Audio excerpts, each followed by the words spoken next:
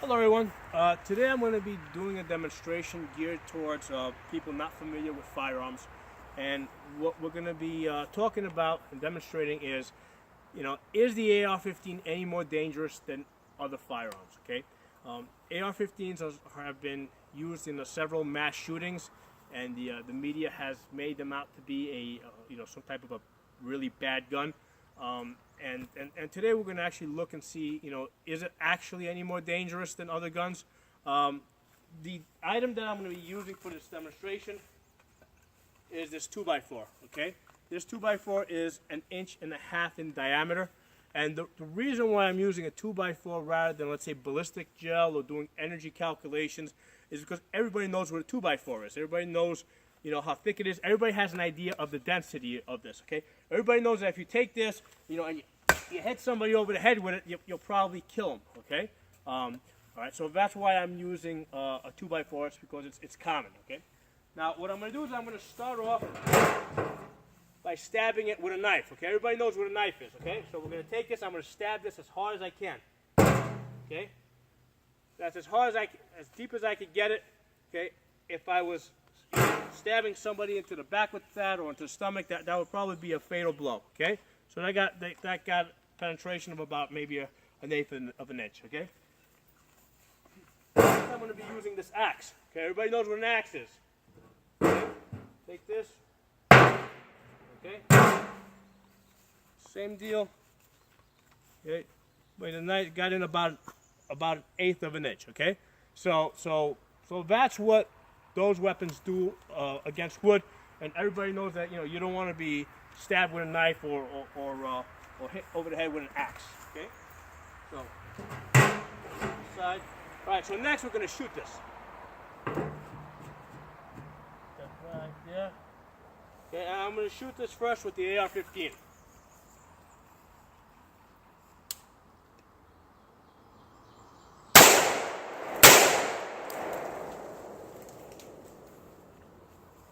Alright, so I fired 2 rounds into this. Made 2 neat little holes. You can see them here. I'll mark them. Okay, little black holes. And these holes are 22% of an inch in diameter, okay? So that's my entry hole. That's my exit hole. Okay, also 22% of an inch. Alright, didn't get any bigger. The reason is because, that is full metal jacket. It is designed to penetrate light armor, so against, something as dense as wood or flesh, it's just gonna go straight through and make that tiny little hole. Okay. All right. So next, let's shoot this with the 22 long rifle.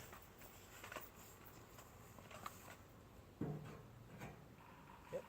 Put that there, and I'm gonna shoot that now with 22 long rifle. All right, with this 22 pistol. Alright, I'll have to drop the wood. Put that back up. Take a couple more shots at it. Just so. Okay.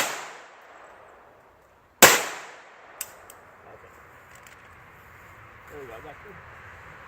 Alright, so let's look at this now. What do we have here? Alright, so let's look at my holes. Look at that. The entry hole is exactly the same. 22.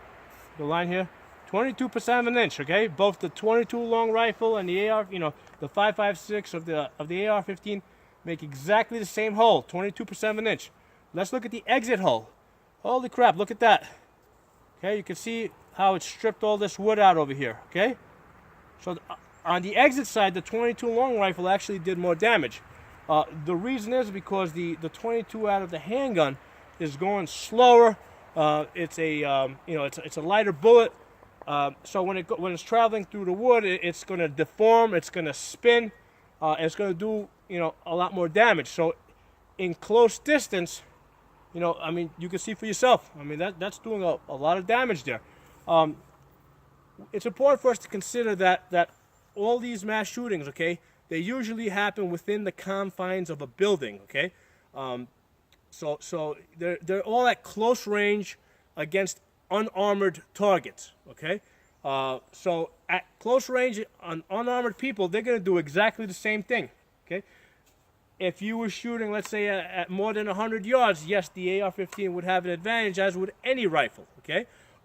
But at close distance, you know, within the confines of a building, it doesn't make a difference whether you're using a rifle or a handgun. They're going to do exactly the same thing. And I'm not suggesting here that you should use a 22 long rifle for, you know, a 22 pistol for self-defense, okay? You know, there's a lot of better calibers that you can use, you know, like a 9mm or even a 380 or 40 cal. Okay, what I am demonstrating here is that the lowest caliber, you know, the 22 long rifle, you know, at close distance will do exactly the same thing that an AR-15 does. They both make holes. They will make holes through a body. They are both equally lethal, okay? What I'm going to do next is I also have a 9mm. I'm going to shoot this just for demonstration purposes. I'm going to shoot this now with a 9mm. I'm going to shoot this with the 9mm, which is, you know, one of the most common calibers out there. And let's see what that does.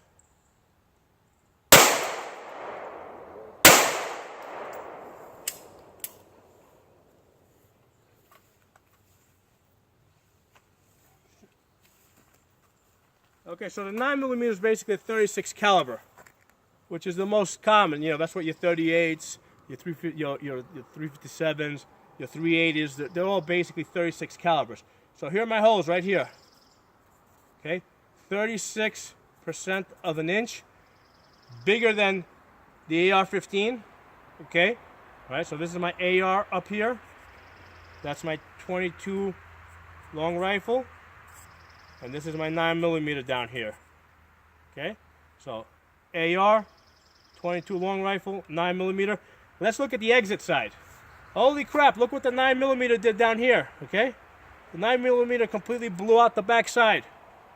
All right? So it's arguable that at close distance against unarmored opponents, a common pistol will be more dangerous or can be more lethal than an AR-15. And you see the proof here yourself, okay? You know, I'm recording this, you know, I mean, I can't falsify this. This is what it is. You can go buy a, you know, a piece of wood like this, a 2x4, and you can test it out yourself, okay? Now, let's talk about some other things. Let's put this down. Okay. Let's talk about speed, okay? The AR-15 will shoot as fast as you can pull the trigger, okay? What will, I don't know, this 22 pistol do? There you go. It will shoot as fast as I can pull the trigger, okay? Capacity, all right? This AR-15 takes 30-round magazines, all right? Well, I got a 10-round magazine here, and I got 2 more 10-round magazines here. So what's 10 times 3? It's 30. How long does it take me to change these magazines out? There you go. There you go. All right? If I want to change it out again, well, normally I'd be dropping these. There you go. There's the other one. Change it again. There you go. That's how long it takes to change these magazines out. Okay? So as far as you know, whether you got 30 rounds, whether you got one 30-round magazine or 3 10-round magazines, it doesn't make that much of a difference. And I'll explain why. Okay? You saw right now I just dumped 10 rounds right here. Okay? It took no time. Okay, that's not realistic for shooting, okay, because in a shooting type of environment, okay, you're not shooting at one single target where you're just dumping all your rounds on that one target. In a shooting type of environment, you're actually searching your targets out, okay? So regardless of whether I have 30 rounds in my magazine or I have, you know, 3 10-round magazines, you know, I'm hunting my targets. I got one there, one there, one there. I spend more time transitioning from one target to the next than I would changing magazines. So let's practice this live.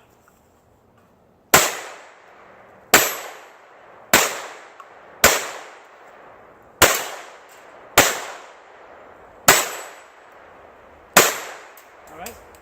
So that's a more realistic type of shooting situation where I'm not just going boom, boom, boom, boom, boom in one spot. Okay. You know, I got target here, target there, target there, target there. You know, and especially in a situation where you're shooting at people that are running around panic, you know, they're moving. You know, So the magazine change, or whether you have to change the magazine 3 times, or whether you have 30 rounds in your magazine, will not make any difference, because you will spend far more time searching your targets in order to hit them, you know? And that's the reality of the situation. Thanks for watching. I'll see you guys next time.